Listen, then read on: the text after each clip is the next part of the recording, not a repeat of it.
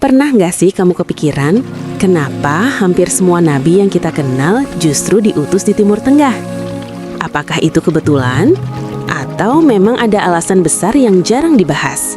Dan ketika jawabannya terungkap, banyak orang justru baru sadar, ternyata ini bukan sekadar soal tempat, tapi soal sejarah, peradaban, dan pesan yang ingin disampaikan ke seluruh dunia.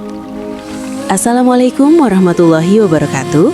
Semoga kita semua selalu dalam lindungan Allah dan diberikan pemahaman yang baik dalam mencari ilmu.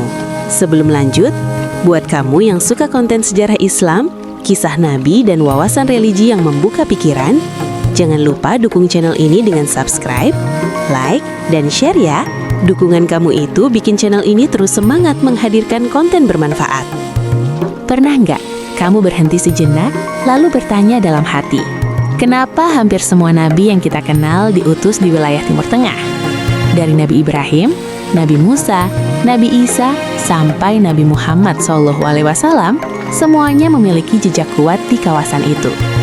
Bahkan, banyak kisah besar dalam sejarah agama Samawi berpusat di sana. Sekilas, mungkin terlihat seperti kebetulan, tapi kalau ditelusuri lebih dalam, ternyata ada banyak faktor sejarah, geografis, dan sosial yang membuat wilayah tersebut menjadi tempat penting dalam perjalanan risalah para nabi. Dan menariknya, alasan itu bukan sekadar soal lokasi di peta. Lebih dari itu, ada hikmah besar yang berkaitan dengan penyebaran pesan tauhid kepada umat manusia. Kalau kita mundur jauh ke masa ribuan tahun lalu, Timur Tengah bukanlah wilayah seperti yang kita bayangkan sekarang. Dulu, kawasan ini adalah pusat peradaban dunia. Mesopotamia, yang kini mencakup Irak dan sekitarnya, dikenal sebagai tempat lahirnya peradaban kuno. Di sana manusia mulai mengenal tulisan, hukum, sistem kota, hingga perdagangan antar bangsa. Mesir kuno juga berkembang pesat dengan peradaban yang sangat maju.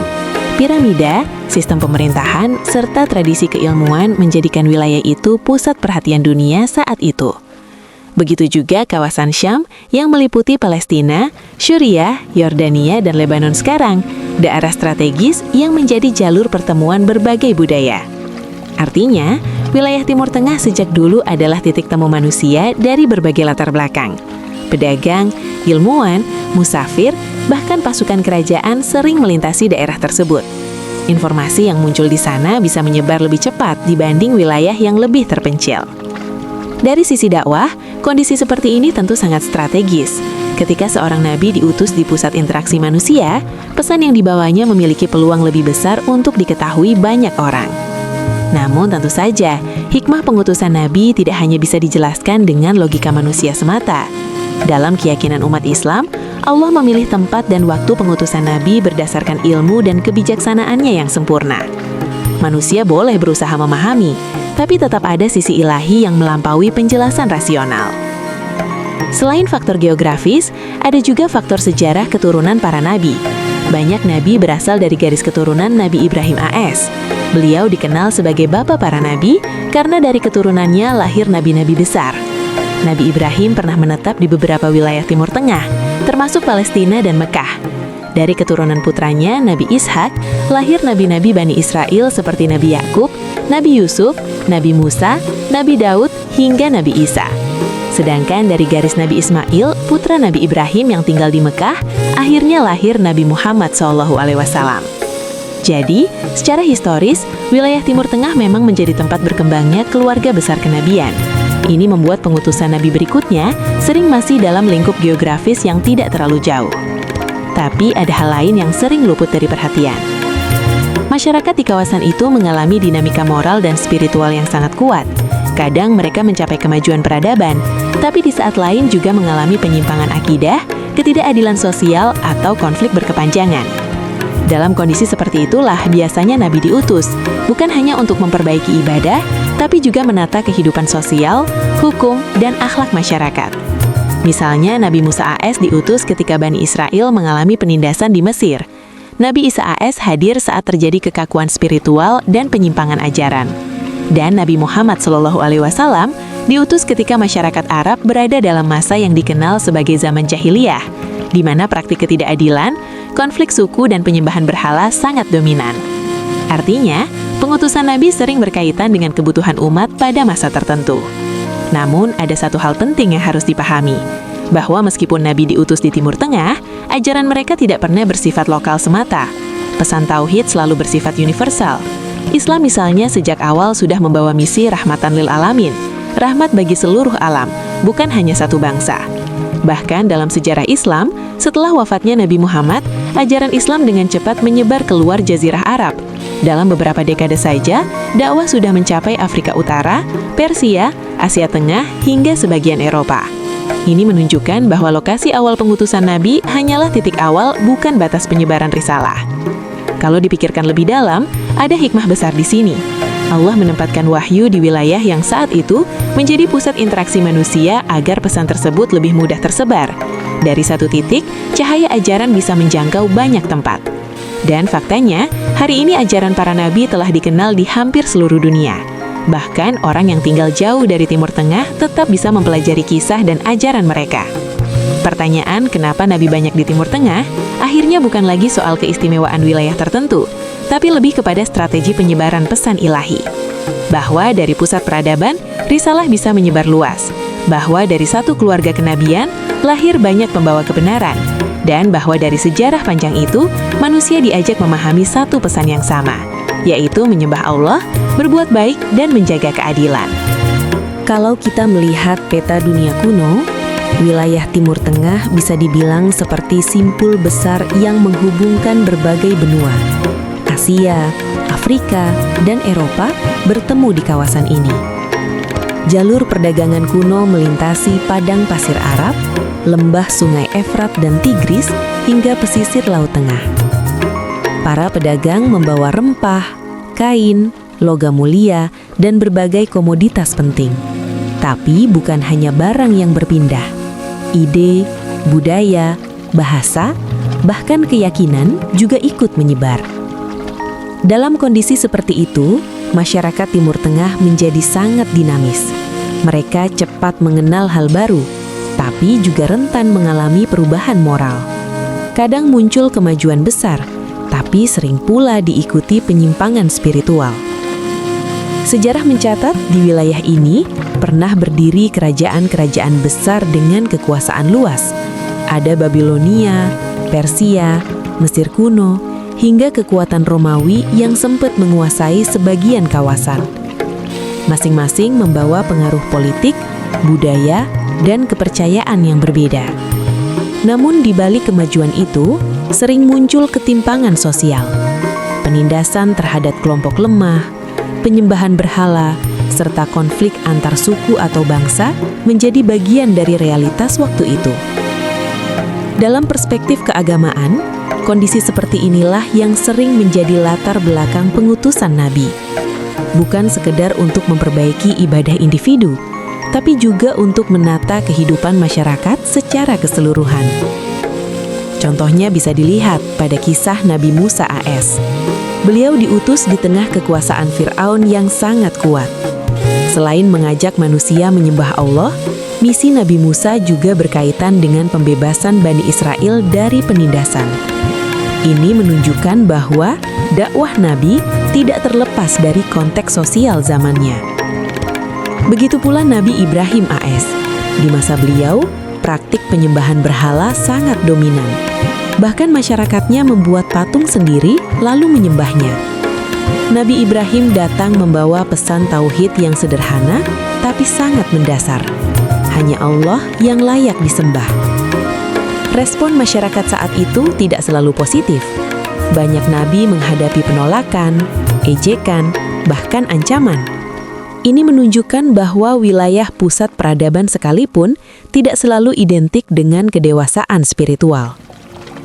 Justru karena menjadi pusat interaksi manusia, tantangan dakwah di sana sering lebih kompleks. Banyak kepentingan politik, ekonomi, dan budaya saling bertemu. Ajaran baru sering dianggap mengganggu tatanan yang sudah ada. Namun dari sisi lain, penyebaran pesan juga menjadi lebih cepat. Ketika ada sekelompok orang menerima ajaran Nabi, mereka bisa membawanya ke wilayah lain melalui perdagangan atau perjalanan. Ini mungkin salah satu hikmah mengapa banyak nabi diutus di kawasan strategis tersebut. Selain faktor sosial dan geografis, ada juga aspek bahasa yang menarik.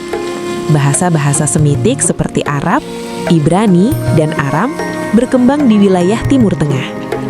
Bahasa-bahasa ini memiliki struktur yang kuat dalam menyampaikan pesan lisan maupun tulisan.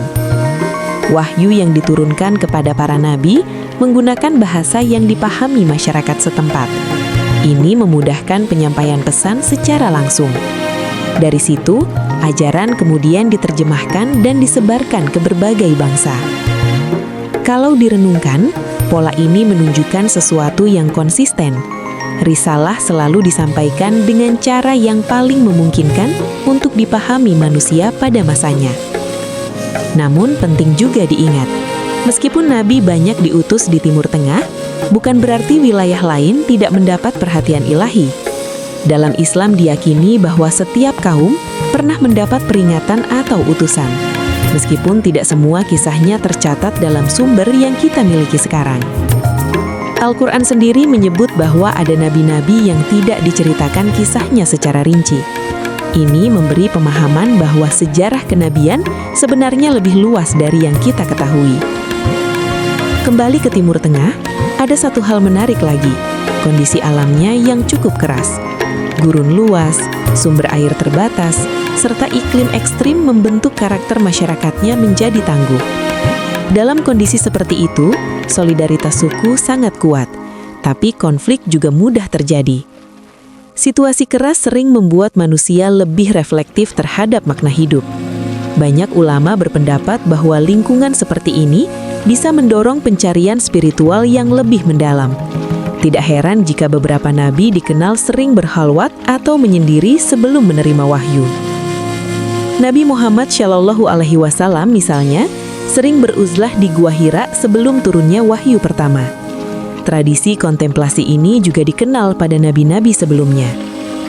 Semua faktor itu, geografis, sosial, sejarah, bahasa, hingga kondisi alam, saling berinteraksi membentuk latar pengutusan nabi di Timur Tengah.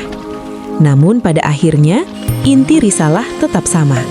Mengajak manusia kembali kepada tauhid, memperbaiki akhlak dan membangun kehidupan yang adil.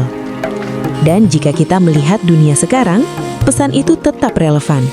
Manusia modern mungkin hidup dengan teknologi canggih, tapi tantangan moral dan spiritual masih ada. Konflik, ketimpangan, dan pencarian makna hidup tetap menjadi bagian dari perjalanan manusia. Mungkin disinilah hikmah terbesar yang bisa kita ambil. Lokasi pengutusan nabi hanyalah bagian dari sejarah, tapi nilai yang dibawa bersifat abadi. Kalau kita berbicara tentang kenapa banyak nabi diutus di Timur Tengah, sulit rasanya melewatkan satu sosok penting, Nabi Ibrahim AS. Dalam tradisi Islam, beliau dikenal sebagai bapak para nabi. Bukan tanpa alasan, karena dari keturunannya lahir banyak nabi yang kemudian membawa risalah besar bagi umat manusia. Nabi Ibrahim hidup di masa ketika penyembahan berhala menjadi praktik umum. Masyarakat saat itu tidak hanya menyembah patung, tetapi juga benda langit, kekuatan alam, bahkan kekuasaan manusia. Dalam situasi seperti itulah, Nabi Ibrahim mulai mencari kebenaran. Al-Quran menggambarkan proses pencarian itu dengan sangat reflektif. Beliau memperhatikan bintang, bulan, dan matahari, lalu menyadari bahwa semua itu tidak layak disembah karena sifatnya sementara. Dari perenungan itulah, beliau sampai pada keyakinan bahwa hanya Allah satu-satunya Tuhan yang pantas disembah. Keberanian Nabi Ibrahim menyampaikan tauhid bukan tanpa risiko. Beliau mendapat penolakan keras dari masyarakat, bahkan dari ayahnya sendiri yang dikenal sebagai pembuat berhala.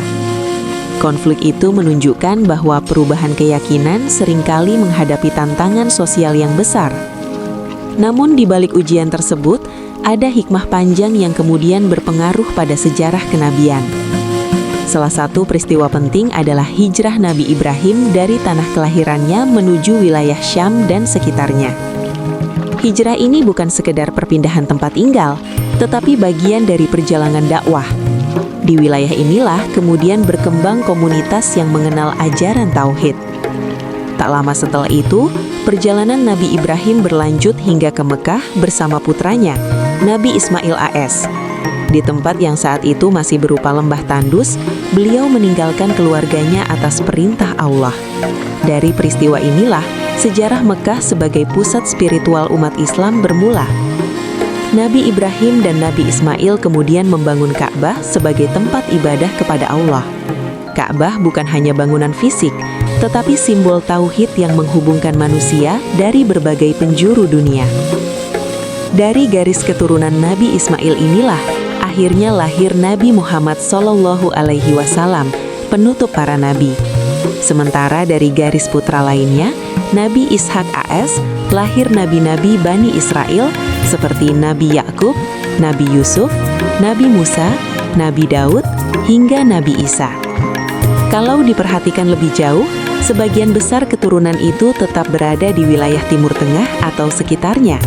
Ini membuat kawasan tersebut menjadi semacam pusat kesinambungan risalah kenabian. Namun penting dipahami, ini bukan soal keistimewaan ras atau wilayah. Dalam ajaran Islam, kemuliaan manusia tidak ditentukan oleh tempat lahir atau garis keturunan, melainkan oleh ketakwaan. Sejarah kenabian lebih menunjukkan kesinambungan dakwah, bukan keunggulan geografis. Selain faktor keturunan, ada juga faktor tradisi spiritual yang diwariskan. Ajaran tauhid yang dibawa Nabi Ibrahim menjadi fondasi bagi nabi-nabi setelahnya. Walaupun masyarakat sering kembali pada penyimpangan, selalu ada upaya pembaharuan melalui pengutusan nabi berikutnya. Ini seperti siklus pengingat bagi manusia. Ketika nilai tauhid mulai pudar, datang nabi yang menguatkan kembali. Ketika keadilan mulai tergeser, datang utusan yang meluruskan. Sejarah ini juga menunjukkan bahwa dakwah tidak selalu berjalan mulus. Banyak nabi menghadapi tantangan berat. Ada yang ditolak, diusir, bahkan mendapat ancaman serius. Tapi dari perjuangan itulah, ajaran tetap bertahan hingga sekarang. Menariknya, walaupun para nabi hidup di wilayah yang relatif berdekatan, pesan mereka memiliki dampak global. Ajaran tauhid yang awalnya disampaikan di komunitas lokal, akhirnya menyebar ke berbagai belahan dunia. Hari ini, miliaran manusia mengenal nama Nabi Ibrahim, Nabi Musa, Nabi Isa, dan Nabi Muhammad SAW. Padahal secara geografis, kisah mereka berawal dari wilayah yang tidak terlalu luas. Ini memberi pelajaran penting. Perubahan besar tidak selalu harus dimulai dari tempat yang luas atau kekuatan besar. Kadang dari satu keluarga, satu komunitas kecil, atau satu wilayah sederhana bisa lahir pengaruh yang mendunia. Kalau direnungkan lebih jauh, mungkin inilah salah satu hikmah mengapa banyak nabi diutus di Timur Tengah. Bukan semata-mata karena wilayah itu spesial, tapi karena di sanalah rangkaian sejarah kenabian terjalin secara berkesinambungan. Dan kesinambungan itu akhirnya menjadi jembatan bagi penyebaran ajaran ke seluruh dunia. Menjelang diutusnya Nabi Muhammad, kawasan Jazirah Arab berada dalam fase sejarah yang cukup unik. Secara geografis, wilayah ini memang tidak sesubur Mesopotamia atau Mesir. Sebagian besar berupa padang pasir luas dengan sumber air terbatas. Namun justru kondisi alam itulah yang membentuk karakter masyarakatnya. Orang Arab dikenal tangguh, mandiri, dan memiliki ikatan kabilah yang sangat kuat. Loyalitas terhadap suku sering menjadi identitas utama. Ini memberi kekuatan solidaritas, tetapi juga sering memicu konflik berkepanjangan antar kelompok. Dalam catatan sejarah, masa sebelum Islam sering disebut zaman jahiliyah. Istilah ini bukan berarti masyarakatnya tidak memiliki pengetahuan sama sekali, tetapi lebih pada kondisi moral dan spiritual yang banyak mengalami penyimpangan. Penyembahan berhala menjadi hal umum. Bahkan Ka'bah yang dibangun Nabi Ibrahim sebagai simbol tauhid pernah dipenuhi patung-patung. Selain itu, praktik sosial seperti ketidakadilan terhadap perempuan, perbudakan tanpa batas, serta peperangan antar suku kerap terjadi. Nilai kemanusiaan sering kalah oleh fanatisme kelompok.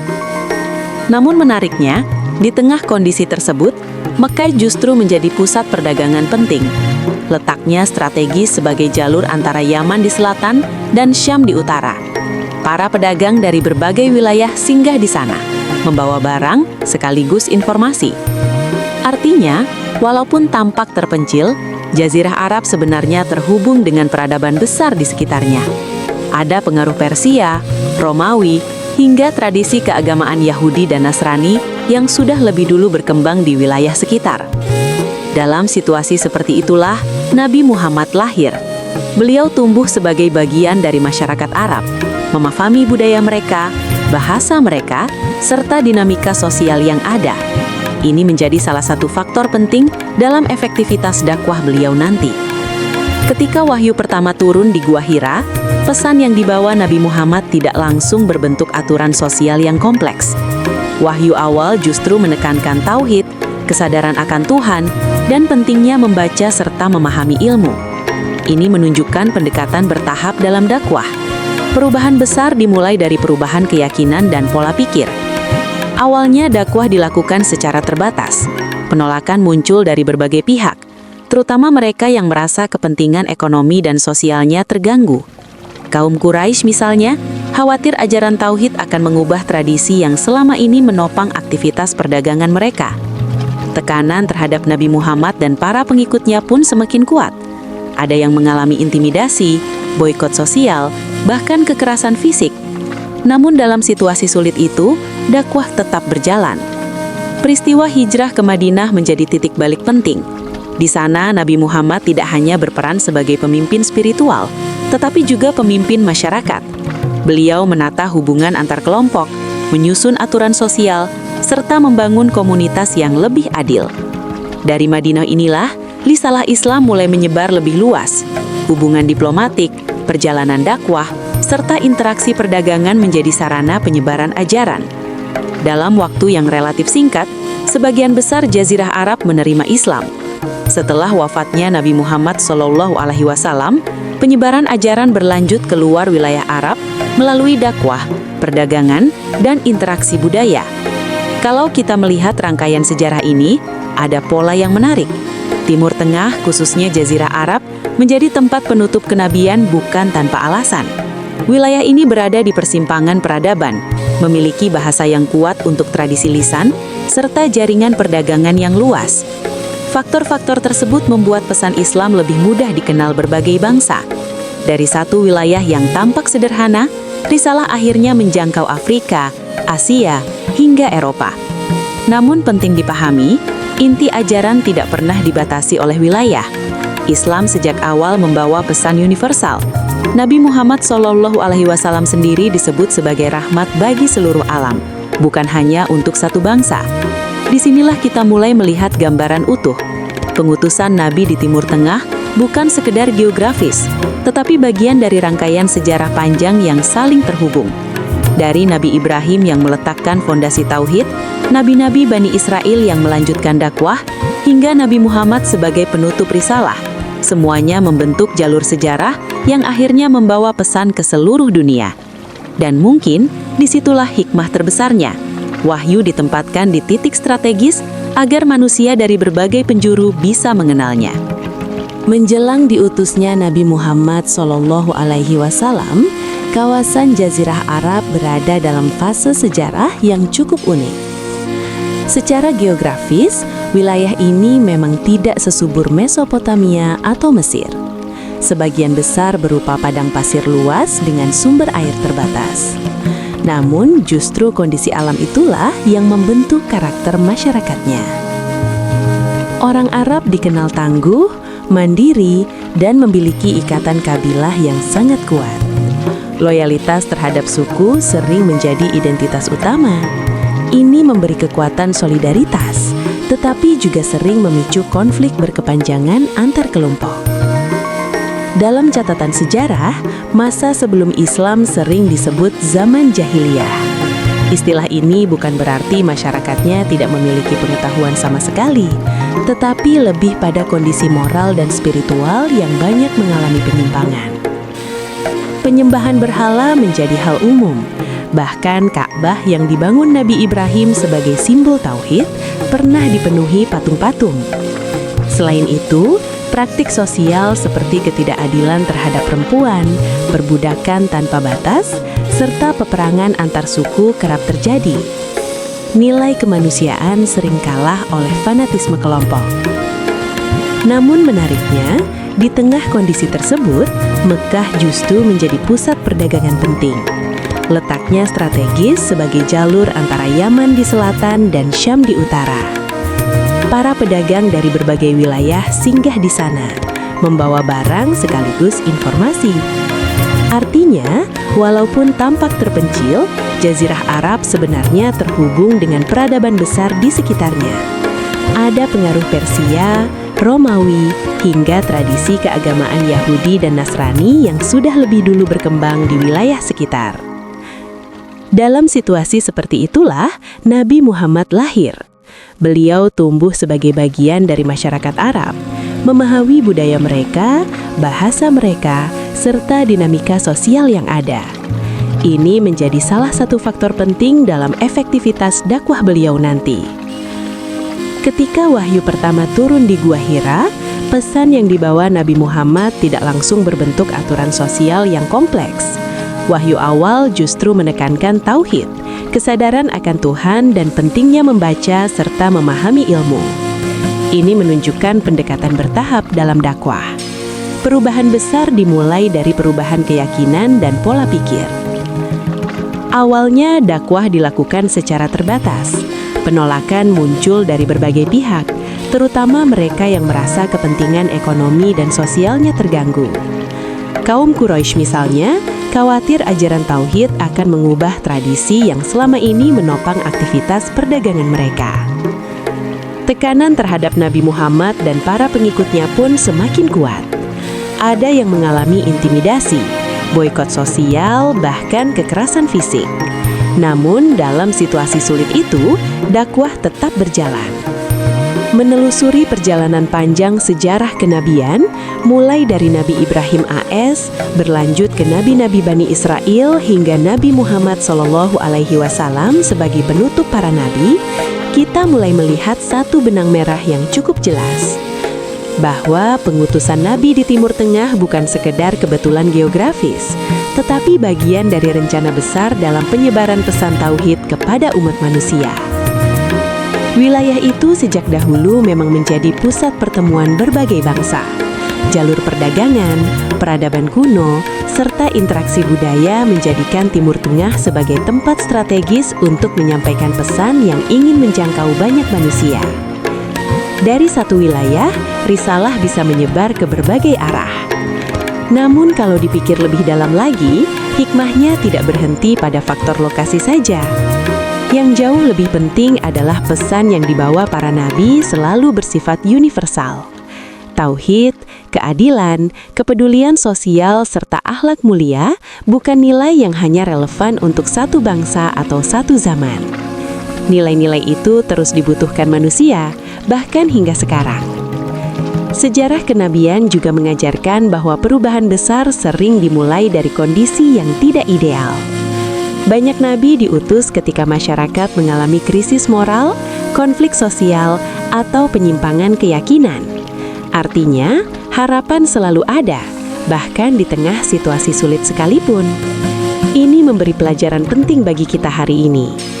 Dunia modern memang penuh kemajuan teknologi dan ilmu pengetahuan, tetapi tantangan moral tetap ada. Ketimpangan sosial, konflik, serta pencarian makna hidup masih menjadi bagian dari realitas manusia. Belajar dari kisah para nabi, perubahan tidak selalu harus dimulai dari sesuatu yang besar. Kadang cukup dari kesadaran pribadi, dari keluarga kecil atau dari komunitas sederhana. Dari situlah kebaikan bisa menyebar. Selain itu, kita juga belajar bahwa lokasi bukan penentu kemuliaan. Timur Tengah menjadi tempat banyak nabi diutus bukan karena manusianya lebih mulia secara otomatis, tetapi karena hikmah sejarah dan strategi penyebaran risalah. Dalam Islam sendiri ditegaskan bahwa kemuliaan manusia ditentukan oleh ketakwaannya, bukan asal daerah atau keturunan. Pemahaman ini penting agar kita tidak salah menangkap sejarah. Tujuannya bukan mengagungkan wilayah tertentu, tetapi memahami bagaimana Allah menata perjalanan risalah agar sampai ke seluruh umat manusia. Dan faktanya, hari ini ajaran para nabi sudah menjangkau hampir seluruh dunia. Orang dari berbagai latar belakang budaya, bahasa, dan bangsa bisa mengenal pesan tauhid. Ini menunjukkan bahwa risalah memang bersisat lintas batas. Kalau direnungkan, mungkin inilah jawaban yang sering membuat orang sadar bahwa Nabi diutus di Timur Tengah bukan untuk membatasi ajaran di sana, tetapi justru agar pesan itu lebih mudah menyebar ke seluruh dunia. Sejarah juga menunjukkan bahwa manusia selalu membutuhkan pengingat. Ketika nilai moral mulai memudar, selalu ada ajaran yang mengingatkan kembali. Walaupun kenabian telah berakhir dengan Nabi Muhammad SAW, pesan yang beliau bawa tetap menjadi pedoman hingga sekarang. Tugas manusia setelah itu bukan lagi menunggu nabi baru, tetapi menjaga, memahami, dan mengamalkan ajaran yang sudah ada. Disinilah peran ilmu, dakwah, dan keteladanan menjadi sangat penting. Dan mungkin di titik inilah kita bisa mengambil pelajaran pribadi, bahwa memahami sejarah kenabian bukan hanya untuk menambah wawasan, tetapi juga untuk memperbaiki diri, untuk lebih sadar bahwa hidup bukan sekedar rutinitas, tetapi perjalanan mencari makna dan kebaikan. Karena pada akhirnya, inti semua risalah para nabi sederhana, mengenal Tuhan, berbuat baik kepada sesama, dan menjaga kehidupan agar tetap adil dan penuh kasih. Jika pesan itu bisa kita pegang, maka dimanapun kita berada, bukan hanya di Timur Tengah, kita tetap bisa menjadi bagian dari penyebar kebaikan. Peristiwa hijrah ke Madinah menjadi titik balik penting. Di sana, Nabi Muhammad tidak hanya berperan sebagai pemimpin spiritual, tetapi juga pemimpin masyarakat. Beliau menata hubungan antar kelompok, menyusun aturan sosial, serta membangun komunitas yang lebih adil. Dari Madinah inilah, risalah Islam mulai menyebar lebih luas. Hubungan diplomatik, perjalanan dakwah, serta interaksi perdagangan menjadi sarana penyebaran ajaran. Kalau kita melihat rangkaian sejarah ini, ada pola yang menarik. Timur Tengah, khususnya Jazirah Arab, menjadi tempat penutup kenabian bukan tanpa alasan. Wilayah ini berada di persimpangan peradaban, memiliki bahasa yang kuat untuk tradisi lisan, serta jaringan perdagangan yang luas. Faktor-faktor tersebut membuat pesan Islam lebih mudah dikenal berbagai bangsa. Dari satu wilayah yang tampak sederhana, risalah akhirnya menjangkau Afrika, Asia, hingga Eropa.